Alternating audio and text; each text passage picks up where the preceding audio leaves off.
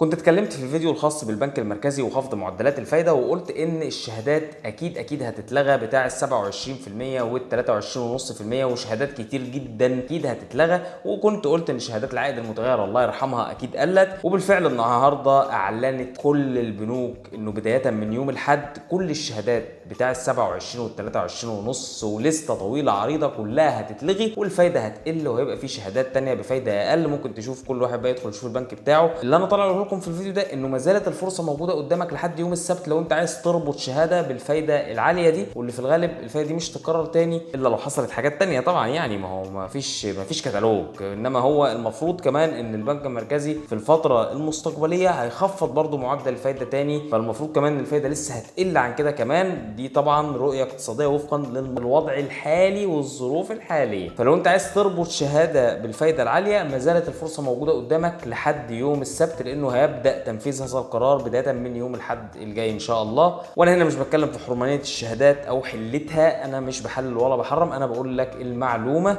والبحث عن الحلال والحرام ده موضوع يرجع لك انت اللي هتربط مش انا.